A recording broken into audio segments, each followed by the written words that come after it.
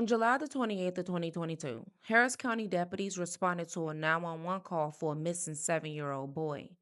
Hours later, they opened a wash machine in the garage and what they found turned a missing child case into a homicide investigation. At 5:19 a.m., Tiffany Thomas reported her son Troy missing.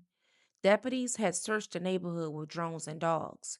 Then, at 7:10 a.m., a deputy had lifted the lid of a top-loading washer.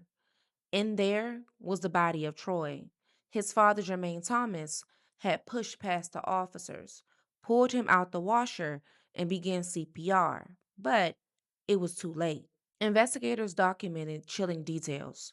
Troy's torso was cold, his limbs were still warm.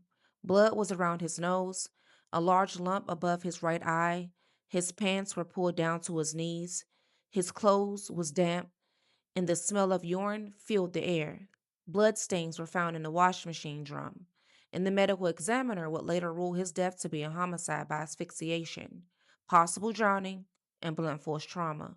Both parents told different stories. Tiffany had claimed that she last saw Troy before leaving work at 6:30 p.m. Jermaine had said that he got home at around 11 and couldn't find Troy, texted his wife, and then went to sleep. But surveillance video showed the truth. Troy was alive outside playing alone at 8:30 that night. No evidence of a search. Their 911 call statements didn't match their interviews.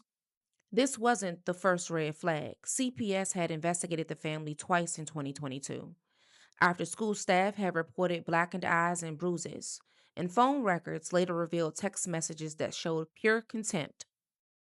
Tiffany once threatened to put him in a stove, and Jermaine had wrote, "I'm going to end up killing him. You'll come home and he'll be hanging from a tree outside."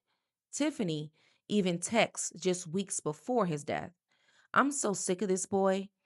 I don't want him in this house anymore." On July the 24th, Jermaine admitted to striking Troy during discipline, hitting him in the back. On July the 27th, Tiffany had left by Lyft. Troy was last seen alive at 8:30 p.m. Jermaine had arrived home at 10:46 p.m.